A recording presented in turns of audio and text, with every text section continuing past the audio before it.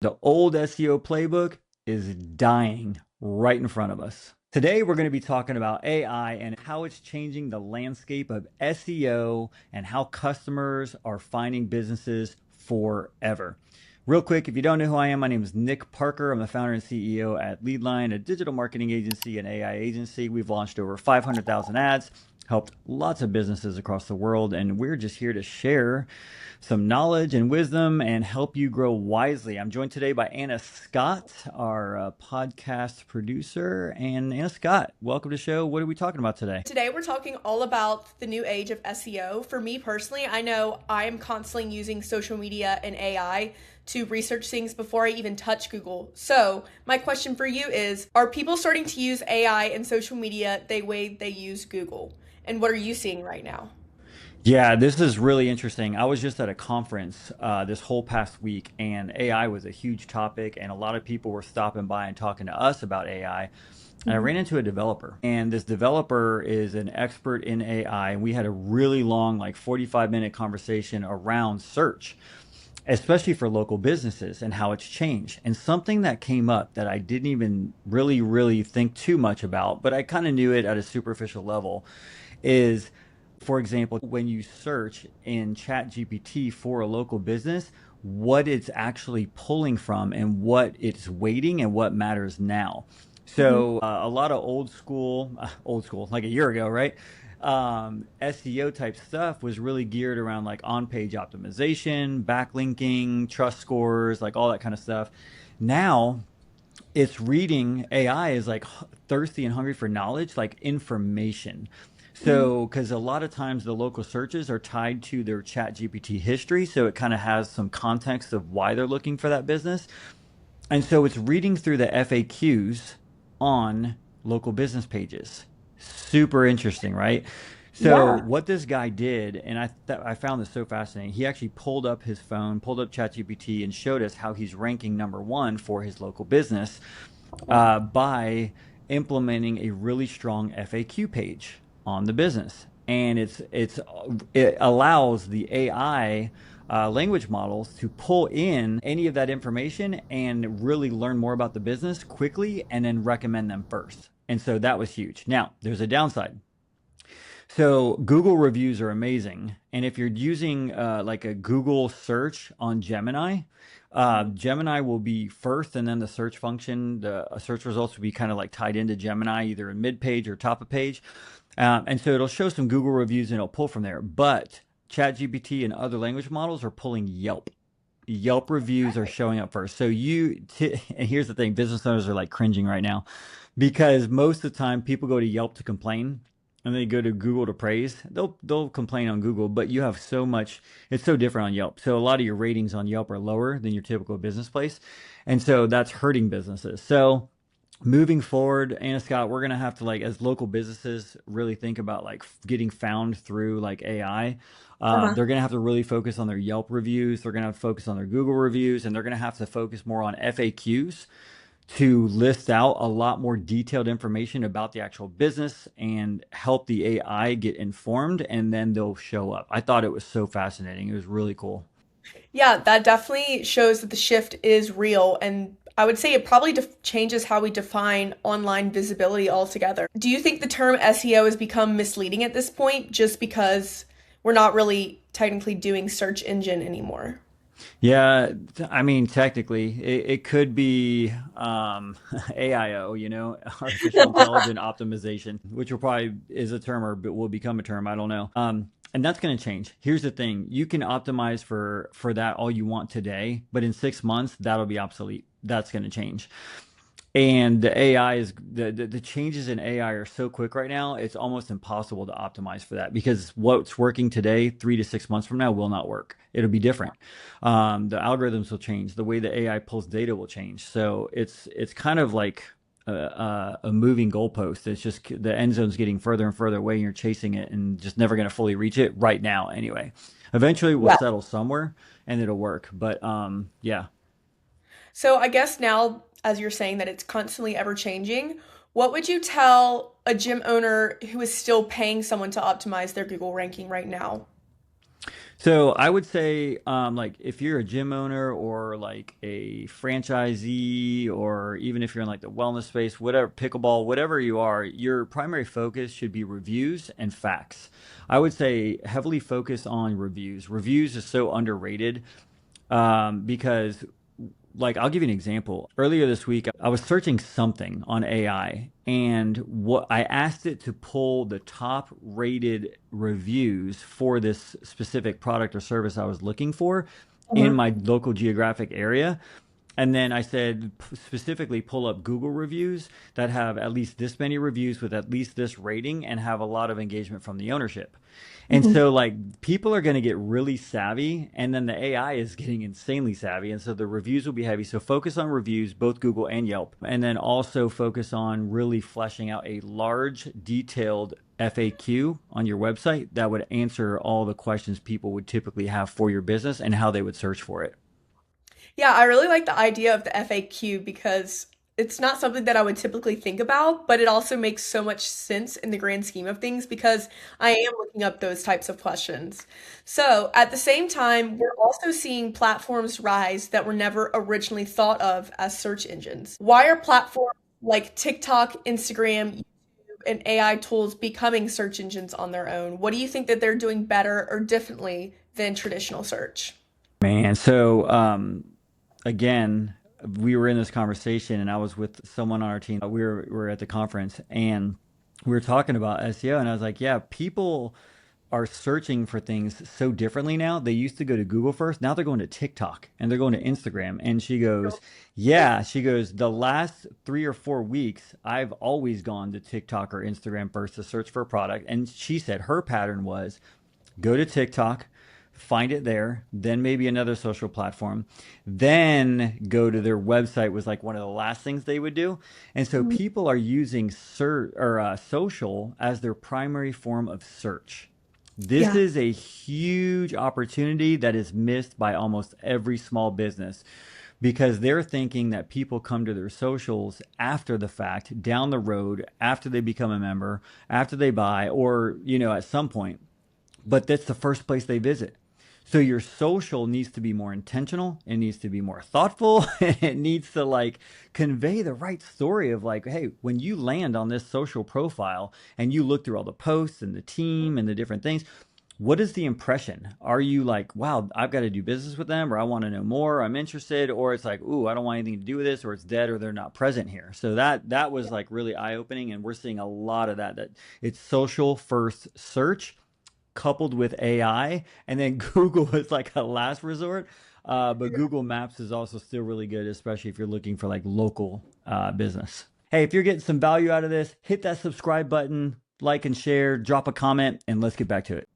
Yeah, I think also too going along the path of why people search TikTok first is I think people are getting more and more into visual learning versus just reading an article, and that also goes Yeah. back to AI of feeding them questions and getting quick information first because they're not wanting to take all of their time to read a long article and get the information quick. So they know that if they go to the short form, they're going to get the information that they are looking for in a quick amount of time versus scouring the internet.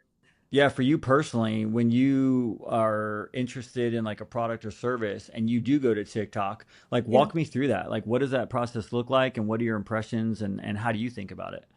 Yeah, I mean, first thing I look at, say we're talking about an item of clothing, because I actually love to look up items of clothing on TikTok. So, first thing for me is I'm looking up a try on haul. What are the clothes looking like on other people versus the models on the website? Next question is what is the sizing like? Do some people size up? Do some people size down? And that's not really information that I'm going to get on a website. I more want to really see. And then once I do all of that, then I'll go on their website and look at the reviews and that kind of thing as well. And going to Google is kind of like my last resort in a sense because I like to be able to visually see things. Same with different products and same with services as well. When I heard about a new gym opening down the street, I went to TikTok first. I wanted to see inside what the facility looked like, kind of a human point of view instead of the curated posts that Um, if Yeah, just like the stock photography stuff. Yeah. exactly, yeah. Exactly. Yeah, people want transparency. They want to see what's real. They want to see through the marketing. But Hmm. when reality, your social is the marketing, right? Yeah.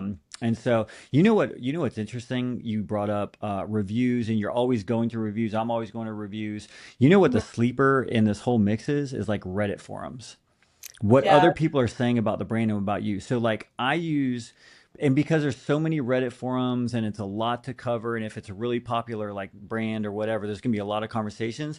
I use AI to say, hey, go read all of the Reddit forums, other forums, or Facebook groups or pages, and find out what the sentiment is on this brand, what the big problems are, what the opportunities are, and like just tell me more about what the overall reviews are and like what problems people are having. And within seconds, it'll read like every Reddit forum, every Facebook post about that brand and give me all the information in a beautiful summarized format so I can make a very quick decision. And so, what other people say about your brand, your reputation on forums and online is going to have a huge impact on your future of success. So, that's why I've been saying lately, like, yeah, marketing's important, but product first. You got to Uh-huh. focus on your product or your service first, because if you don't have a great reputation, there's no hiding from it anymore. It will Yeah, be prevalent, you know? for sure. And I think bringing up Reddit is a good idea as well because I've never thought of it that way because I 100% look on Reddit too. That's really the most unfiltered opinions out there is Reddit. And so I'm just like constantly going down it, but I haven't thought about asking AI to just pull it for me. So that's a good idea. I like that one.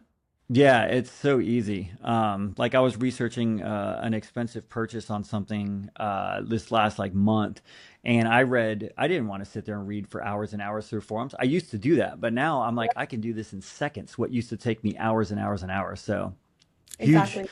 huge win for some businesses, because if they have a great brand reputation with and they do great customer service and sell great products or services, that's going to be a huge win because it's going to build trust and move people towards your product or service. But if you're constantly getting negative feedback online, you're in big trouble. You need to fix that internally first, and then try to intentionally get people out there talking about the turnaround, and so you can turn that reputation around. Brand is going to be so important, and your brand is your basically your reputation and what people say about you. Yeah, for sure. Okay, going back to what you said a second ago about talking to someone at a conference about how their business has used AI with their search engine optimization. So once AI enters the picture, I think a lot of owners wonder how these tools decide who gets recommended in the first place. So my question to you is when tools like ChatGPT recommend a local business, where are they pulling that information from and what actually feeds those results? Is it kind of like a real strategy? I know you talked about FAQs, but is there anything else like the right signals, anything else that people should look out for? Yeah, I mean, we're talking a lot of the people that listen to Grow Wisely are local business owners that Mhm. own brick and mortar locations and have a like they sell memberships. They have a service area.